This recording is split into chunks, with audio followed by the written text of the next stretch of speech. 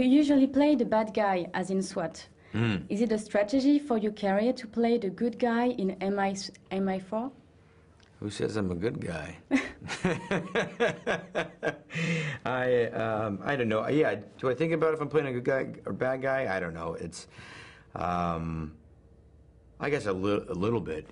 It's nice to sort of to mix it up. And bad guys are really fun to play. What do you prefer?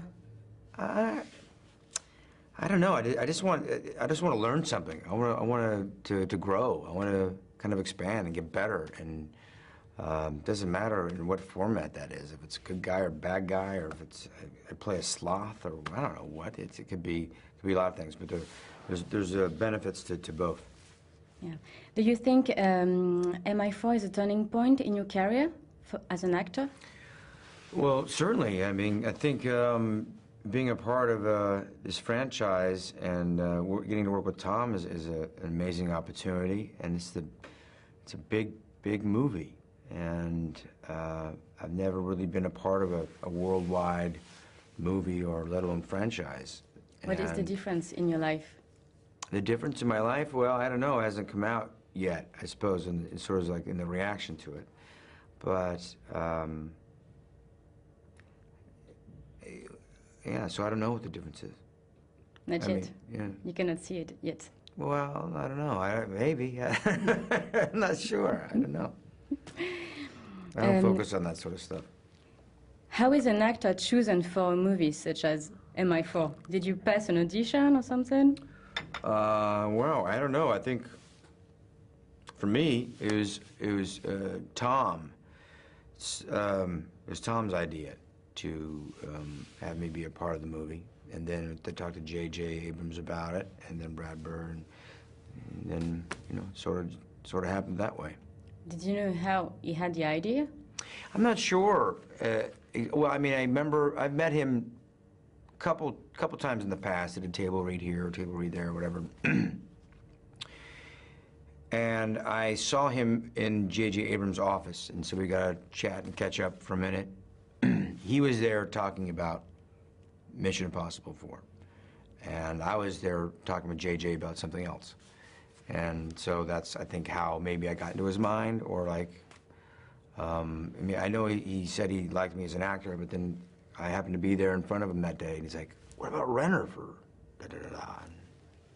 That's, I think, maybe luck. Or, I don't know. You have to ask him, I suppose. If you can get me Tom Cruise, okay. Yeah, right? No problem. But do you have projects with J.J. Abrams? Do I? I would love to. Yeah, he produced Mission. Yes, he co-produced the movie. But as a director, I would love to work with him. He's fantastic. He's a great human being. He's smart, and terrific director. Okay. What are the technology differences of being shot in IMAX? Wow, IMAX. Wow, the output is so amazing, but thank goodness, because it is a loud, it is a big, it was a cumbersome way to shoot. It's, shooting in 70 mil, so it's cranking a lot of film and just really loud. I think it's more of a DP and director question, but in my experience as the actor, we had to redo all the dialogue, anything where there's a big IMAX camera around.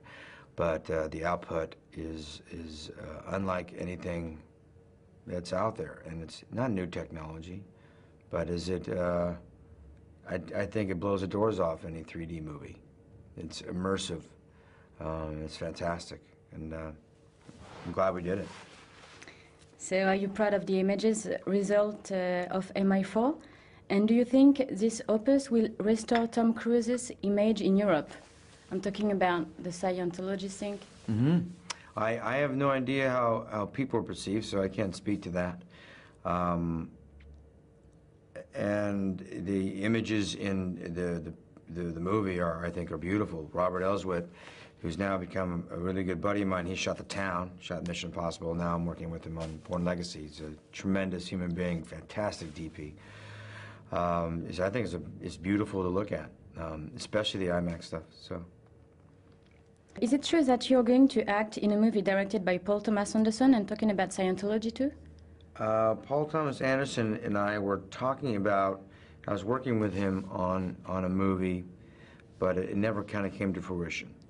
And he's another tremendous director and guy I was lucky enough to spend 10 months with him and banging heads and being creative. So outside of the movie not going, I'd love to work with him on something, but other than that, I don't know. And why about the Scientology? Because Tom Cruise is a Scientologist. Paul Thomas Anderson had a project about Scientology, so it's many coincidences. Are you yourself a Scientologist? No, I'm not a Scientologist. Yeah. Just an interest about... Do I what? Is it interesting for you as an actor to work on a movie talking about Scientology? Oh, no, yeah. Usually the story is important, but it's like, I'm kind of selfish that way as an actor. It's like I can't control story. I control the character. That's what I'm interested in. And that's kind of what I have to offer as an actor. If I was a director, then I'd really be worrying about story. So that's just not in my wheelhouse. Okay. You're soon going to be in Marvel blockbuster Avengers. Can you give us a scoop? Will there be a #2 or spin-off of your character? That I don't think is in my control, darling. I think the Avengers comes out and who knows? You don't know it yet. Who knows? Yeah, I think there's always a possibility for anything. You know, there's a possibility of me having a heart attack here in about 20 minutes. I have no idea, you know. So let's hope you're not going to have another attack. But a spin-off, yes. Okay, thank you very much. Yeah, thank you.